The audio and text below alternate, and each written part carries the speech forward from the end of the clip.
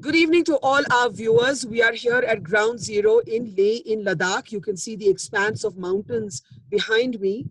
The people here are extremely gentle, but they're extremely tough. And in some ways, that captures the paradox of the moment we're standing in.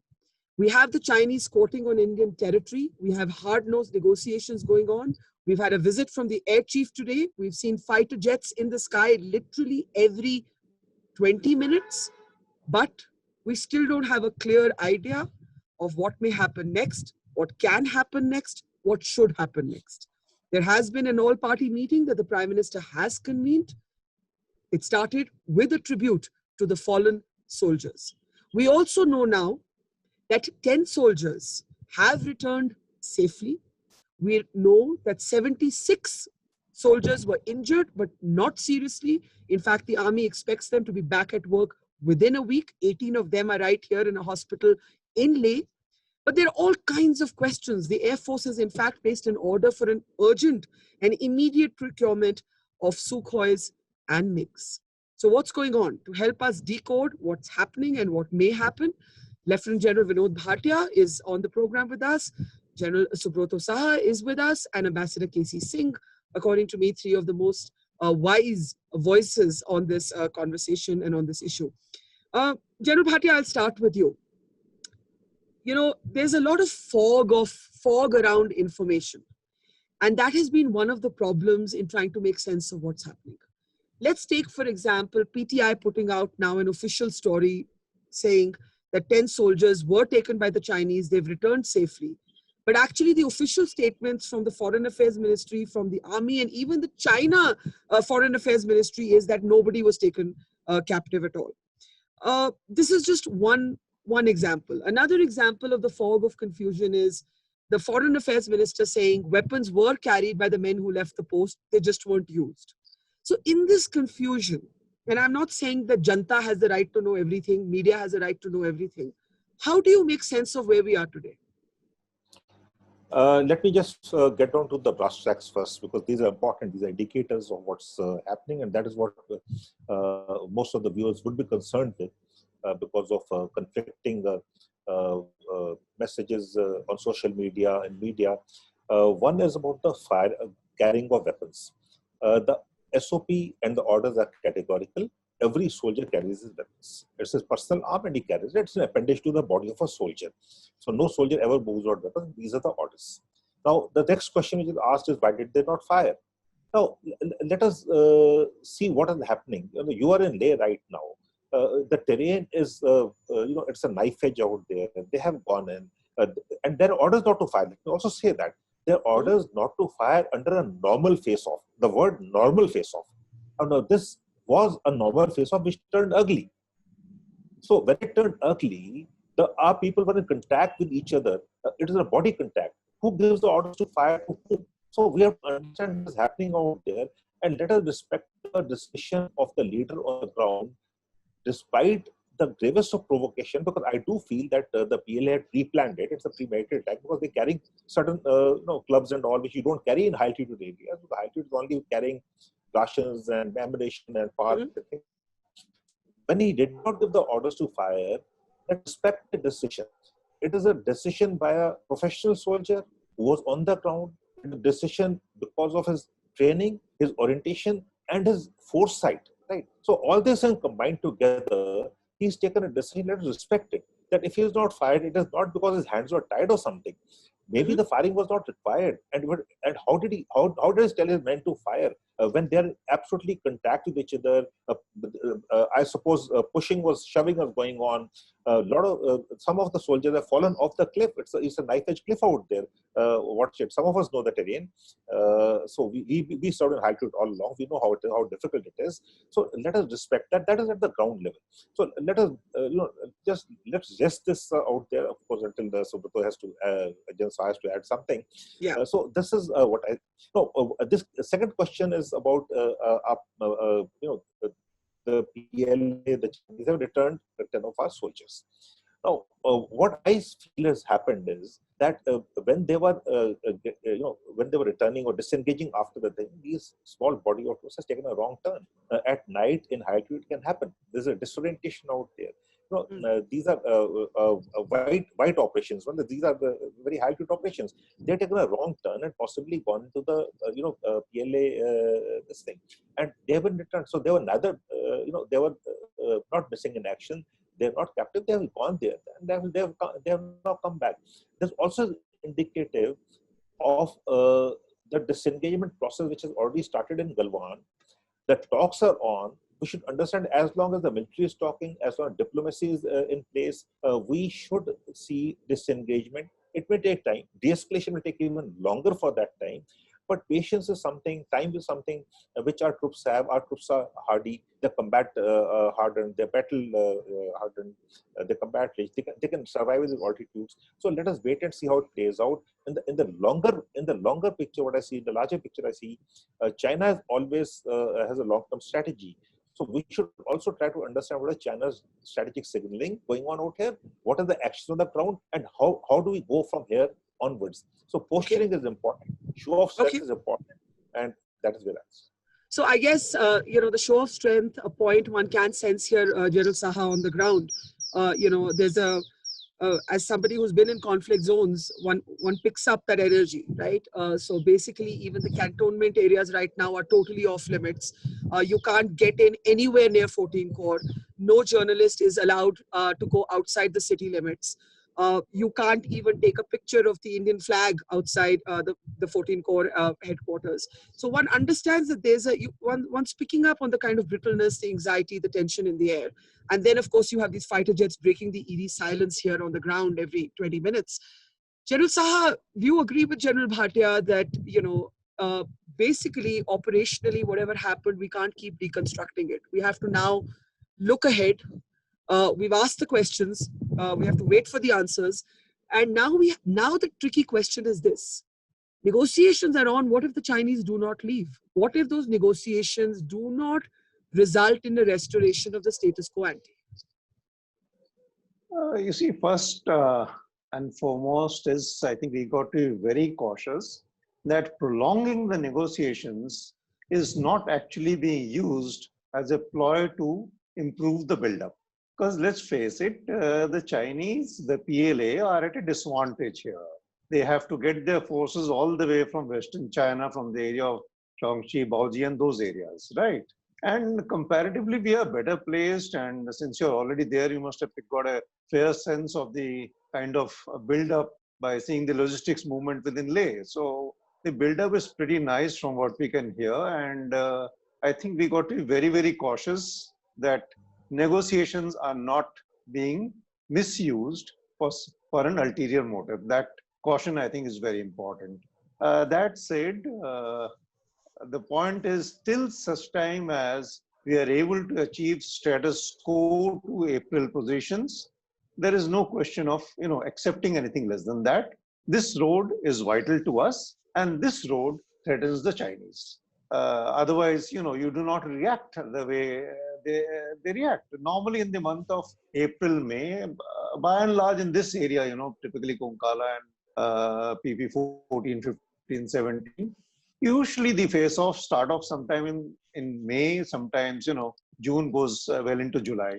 To bring it early to April, which means, obviously, there was a motive of what they have done. Okay, every year, come summer, they carry out exercises. We also carry out our exercises because nobody wants to get surprised in this, having to induct, acclimatize and all.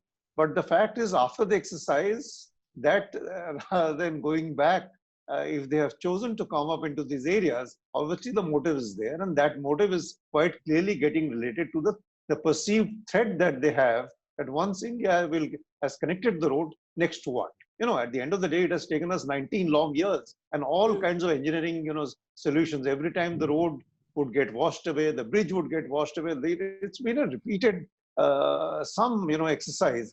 So obviously now that this road has happened by the end of last year, my sense is these people would have actually got threatened that, okay, now what? So are we going to, with the flexibility that India has got now to be able to mobilize forces into the DBU area, into subsector north that we talk about. Incidentally, subsector north, the southern limit of that is the junction of river Shyok and Galwan. So no wonder the sensitivity there. So then they feel threatened for their highway that is connecting Tibet to Xinjiang. They feel Yeah. threatened if you go north towards Satsgram, towards the Karakoram Pass. So it's a complex of threats on their side, our strategic importance of this road, all of it put together. But So let the me, point which I want to reiterate is they have to go back to the positions pre-April. so you say that they have been troubled by India building this road, but can I ask you briefly, General Saha, they are on the heights. Now, anyone in mountain warfare who's on the heights has the advantage. The space in front is often called the killing ground. When you move up the mountains, if it comes to that, and if it comes to that, then we're really talking about a limited war. But if our men have to climb up the heights to get to oust the Chinese, right? Then concealment is difficult. Then you're talking about use of artillery fire. Moment you have artillery fire, you are effectively talking about a limited engagement, a limited conflict. So it's like a Kargil deja vu. Am I hearing you say that you don't think it would come to that, General Saha? See, my sense is we are not seeing the kind of positions that were there during the Kargil days. Okay, and basically they wanted to come closer and sort of show that this is our line. So if I do not buy this theory that they have occupied heights, built bunkers on the heights and all. That seems to be quite far from the truth, because even if you see from the open source and the kind of satellite images that are coming, all the satellite images, and I'm talking from open sources here, they are pointing at a certain number of tents and all in the valleys. Have they shown any positions on the heights anywhere? So I think this thing is being stretched a little too much. And like any good human mind, you want a reference from the past. So very clearly, Kargil in Western Ladakh seems like the easiest reference and closest. So my sense is it is not, all that is a bit much exaggerated actually. Right. I think that's an important point, and we will show, we can in fact bring up those surveillance images that we've also tapped into from open source available information. Ambassador Casey saying both the generals, I think, are somewhat sanguine that a certain amount of hard-nosed diplomatic negotiation could resolve where we are. Do you share that sentiment? Sir, we can't hear you. Ambassador Casey Singh, we can't hear you, sir. Sir, we can't hear you. Now, sir. Now, sir. Sir? Can you hear me? Yeah, you're a bit soft, but Yeah, go ahead, sir. Yeah, you're a bit soft, sir. I think you haven't selected your audio, but go ahead. I'll have to, I think my earbuds have gone off the phone, so let me get a bit closer. Okay, just come closer if you can just come closer. Yeah, I've come closer. Yeah. There's a saying in America that when they have a crisis, the military will say CIA will do it, CIA will say State Department will do it, and State Department says no, military should go and do it. Well, I think all three have to do it. It is true. We have to keep all the channels open. The diplomatic channels anyway open. That's why South Bloc has not dropped the meeting between the Russia, India, and China. The RIC meeting at the foreign minister level. They continuing with that. They have seen some results, like these soldiers have been returned. I think we should move on now. I agree with that. What happened there didn't happen. Might know one day. I'm sure accounts will come from people subsequently. But at this point, it doesn't help us in any way why the weapons were not used. But I think General Bhatia has a point. When there is a mob-like situation and there's close encounter, hand-to-hand fighting in an enclosed space, obviously, whom do you fight at? You don't know friend from foe. So at that particular point, it's probably very difficult. Even if you want to use the weapon, it's very difficult to use the weapon. You may hit your friend. So that we'll know in months to come, months and years to come, we'll know the story. But that's not relevant. At the moment, I think what's important is keeping up the military thing. What I'm worried about is that some of the satellite pictures from what you get in the public space, Hong Kong show is where they're showing some build-up at the height. The Chinese may be having a feint. It doesn't mean that they want all the three. So they come into 2 or 3 different places, and their focus may be only the lake and capturing the finger number 4 and the height there. Now, I hope that is not the game plan. So then they start talking about pulling back. They pull back reluctantly from some of them. They go from the valley, then they argue about it. They go from the third place. But then by the time we reach the lake, they may dig in. That may be there. So that is where we have to keep an eye on it. In the meanwhile, the international pressure will build up. Today, the Senate Majority Leader in US spoke up, and he said the Chinese have no business to go and occupy somebody's land. Rather belatedly, the Secretary of State also came. But we can understand that President Trump hasn't jumped in, but that nor is it necessary because we know he's busy with his election, and he may not necessarily say the right thing. But with the Senate Majority Leader saying that, I think that's the might of the US Congress behind him, saying this is not the right thing. I'm sure the Australians will tell us something, the Japanese, the Chinese will realize that with this gambit, they may have gained in the short term, but they may end up actually removing any doubts that India has about moving closer with other countries of the Quad or Quad Plus, which is Japan, Australia, US and India, and then Indonesia and others. Because don't forget, this is not the only problem the Chinese have. They've taken on everyone in the South China Sea. In the East China Sea, you've got Japan. There is no one that they don't have a problem with. Our problem is different. They have picked a spot which is related to Article 370. And because of Article 370, and they objected that time when 370 came, and we rejected it. We said this is none of their business, it's internal. I think what BJP government has to understand, that domestic politics can have serious international ramifications, and you do not start picking off on your domestic agenda. Because see, the new map of Ladakh is what has irritated the Nepalese. The Pakistanis anywhere were irritated. Now you got one for the price, three for the price of one. So you got a convergence between Nepal, China, and Pakistan. So the Chinese have purposely chosen a spot, which raises and drives fissures amongst other friends of ours, particularly Nepal. Now this would be one of the driving forces. The other one is to really make India look small so that other people don't challenge them in Asia. But are you suggesting, Casey, are you suggesting that, of course, domestic politics have international consequences, but are you suggesting that domestic politics should be guided? I'm not getting into the 370 debate. I'm just asking a larger question. Should domestic political decisions be guided by what the international responses of countries that are not in any case on your side be? Fine. Then in which case, when you had done this in August, you did Howdy Modi in September, and you knew the Chinese are irritated, the slightest report of Chinese movements on the other side, we should have been on our toes. We should have been alert that this may follow. All I'm saying is, if there are international ones, we should have been alert about the Nepalese to make sure that the Nepalese don't join this group. So therefore, if you know you want to do something domestically, it's got international implications, then be prepared for them. Don't then act as if you're surprised. There is no surprise in all this. The Chinese have been complaining from last August. Now, we thought probably they're busy with COVID and they're not going to do this. But they've already been doing this. They rammed a Vietnamese fishing boat just last month and sank it. So they've already been acting aggressively, and then they just changed the general. A favorite of Xi thing has been brought in. And so, there is a game plan there. Therefore, be prepared for it. Okay. Don't act surprised. Let me get the generals to respond to this. General Bhatia, if you were the commander on the ground right now, what would be your biggest worry? Because look, at another political diplomatic level, what has to happen is happening, right? Operationally, and without giving away anything that in any way compromises security, what would be your priorities? Firstly, a big honor to be there.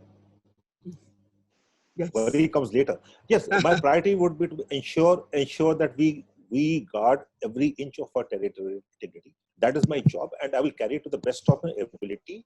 With the best of my troops which are already there. To that, we should have no doubts that the territorial integrity of India and the sovereignty is non-negotiable.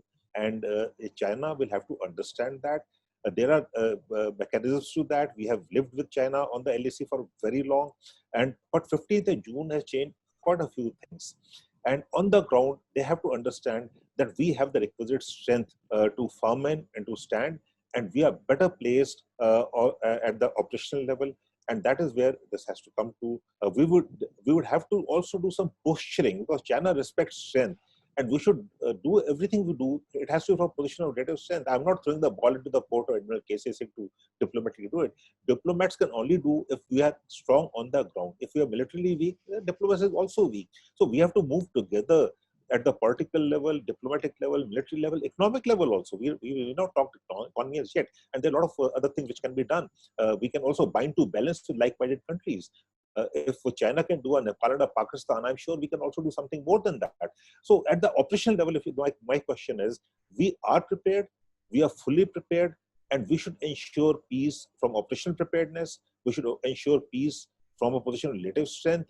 And China respects strength, and that is the strength we have. And we've got to demonstrate that strength. We've got to demonstrate a will, a military will, a political will, a diplomatic will. So that is the language which China will understand. We'll have to look at China's intent, its aims, and not get carried away by tactical maneuvers. We'll have to see what, at the operational level also, this has to factor in the overall intent of the Chinese.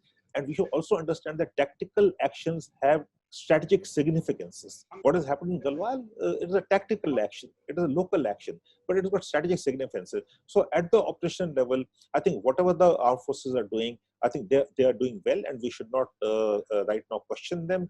There is a fog of war, as you said, there's a fog of information, and we should live with the ambiguity of information also. We should learn to live with it. But all I said, trust your armed forces. They are capable. They are doing things.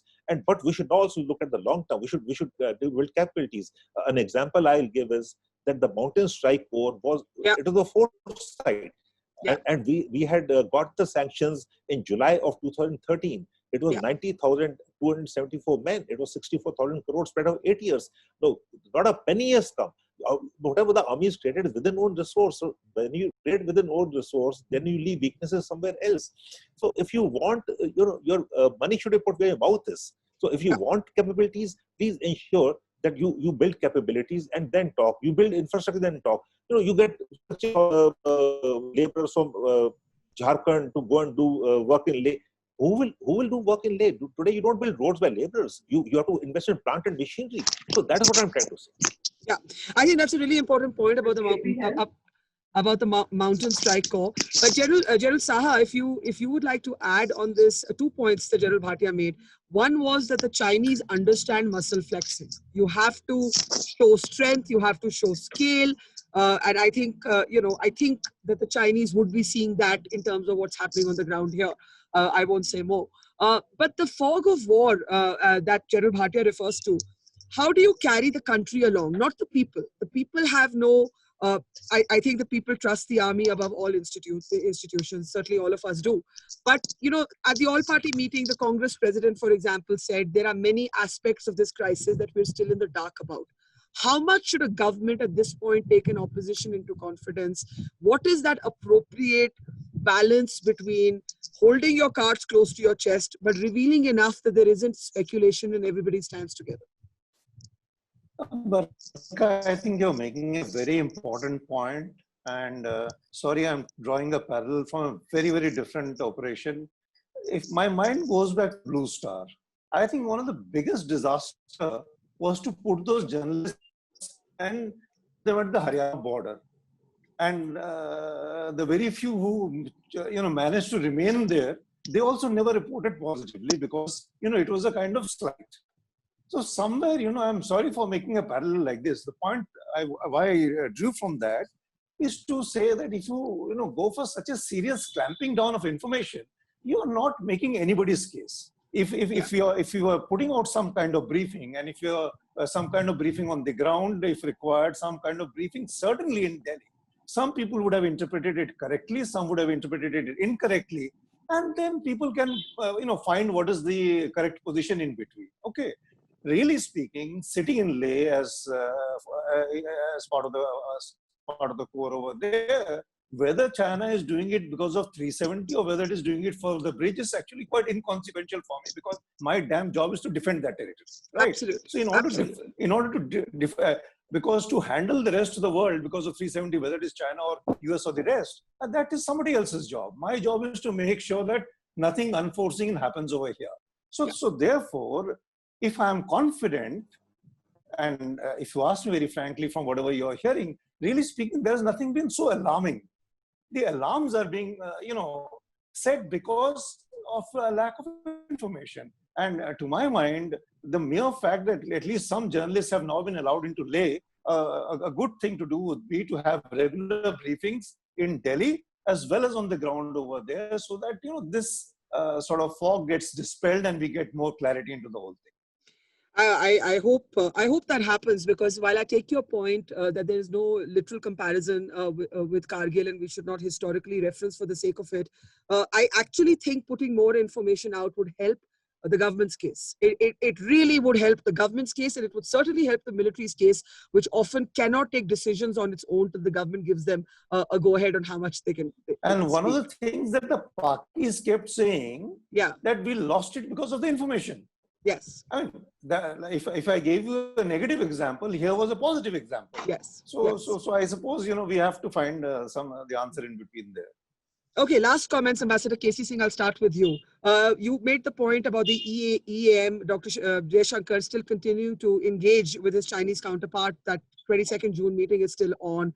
There are reports of, I said in the beginning, of an urgent procurement for Sukhois and MiGs being sought by Rajnath Singh. Diplomatically, where is India going to place its cards on the table in the next few weeks? No, I think you have to show a degree of confidence where you just wait and see how the countries are converging. You see, there is a nascent kind of quasi-alliance that we have, the Quad, which is in the Indo-Pacific, which is what the Americans have been encouraging. Now, this is a test. I mean, one of the reasons China would have done this is to test it, test the alliance that is building up, to see are they willing to come along. And they picked on Australia also. They've got a major quarrel going on with Australia. Yeah. So that's one thing. So they are picking on each one differently. With Australia, it is trade and finance based. With us, it will be territorial. With the Japanese, it will be in the sea. Americans are as yet far away. So they would test this alliance. So therefore, I think we have to tell all these people that, listen, if the Japanese are not going to come and fight with us, but statements are required saying they are doing what they're doing in the South China Sea, they're not doing on land. And this kind of expansionism by kind of, China's version of what they say is theirs is not the way you can function in contemporary world. And now on the other question, I totally agree with you. As a former spokesman of the Ministry of External Affairs, although I'd left by the time Kargil came, you have to have a briefing. But unfortunately, I think the Modi government is very tight with information. You don't even have a media advisor to the Prime Minister. They control information very tightly. And maybe this is a lesson for them, that you can't do that. You have to trust. And they send BJP spokesmen to speak on their behalf. It's nowhere in the world you have party spokesmen representing a government. And then whatever they don't want to answer, they'll say, we are not in the government. And wherever they want to fight, they will fight with the rest. No, that is not the way to dispense information. Government has to have spokespersons. PM must have a proper media advisor, and JSXP should be free to speak and answer questions and not just read out statements which are given to him. And therefore, that is how information flows. Trust your people, trust the people interact. Of course, everything is not given to the media, but nor is everything kept away from them. Today, there are satellite pictures. You've got satellite pictures in the public space. You've got social media. You've got the Chinese putting out things. There are people tweeting. There are people, sending pictures, all kinds of things. So therefore, it's also important that a known, trustworthy version with proper question-answer comes out so that people know what to trust. Yeah, I agree. General Saha, last thoughts as we wrap, and then I'll let General Bhatia wrap it up first. You see, what is most worrisome for me, Barkha, now, is the fact that we are exposing too many chinks in our armor. The way for example, cockfights that you see on the television every night, frankly speaking, Chinese are looking for these weaknesses in your system to exploit and rip you apart. In fact, General Bhatia had mentioned about, I don't call it economics. With China, it is commerce.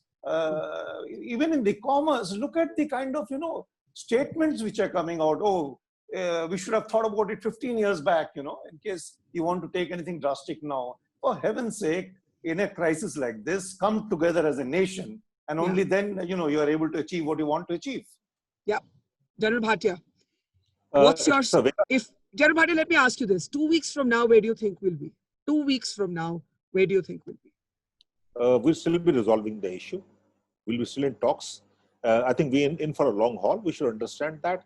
It's a good wake-up call for us. We have to invest in capacities, capabilities, infrastructure. It should not so happen that once this is resolved, whatever time it takes, it gets resolved, I hope. That's my hope. But we should prepare for the worst. Hope for the best, prepare for the worst. And once it is resolved, we should not go back to, it's back as usual, and then you forget about everything till the next time it happens. Because this is now becoming a habit. It is happening regularly, periodically. 2013, 14, 17, 20. So we have to understand what is happening now. And this is some pressure points which Chinese have, tried and tested, coercive sort of a thing they're doing. So we'll have to build capabilities for that. We have to make sure it doesn't happen again and again, and we need to stand firm. But briefly, in the long haul, while these negotiations happen, whether they happen military to military, government to government, obviously operationally, both for show of strength and to prepare for the worst, you are going to see the LAC now being a hot area, and we're going to have to still keep an eye on the LOC. Yeah, definitely. The dynamics of LAC have changed as of 15th of June. They're no longer the same as they were prior to 15th of June. The dynamics have changed. The robust agreements, established norms are no longer applicable out there. We'll have to now see what the rules of engagement are. We'll have to review the agreements. We'll have to review a lot of things. We'll have to find different ways of doing it better. Okay, we're leaving it there. It's a complex conversation. Thank you for all. At least here on this program with me, you will never have what General Saha called a cockfight. We're here to learn. We're here to learn every day. Every day is a learning. So thank you for the wisdom. Ambassador KC Singh, General Bhatia, General Saha, pleasure having you on this special Thank you very broadcast much. from Thank you. this evening. Thank you. Thank you, Bhatia. Thank Be you. safe. Thank you.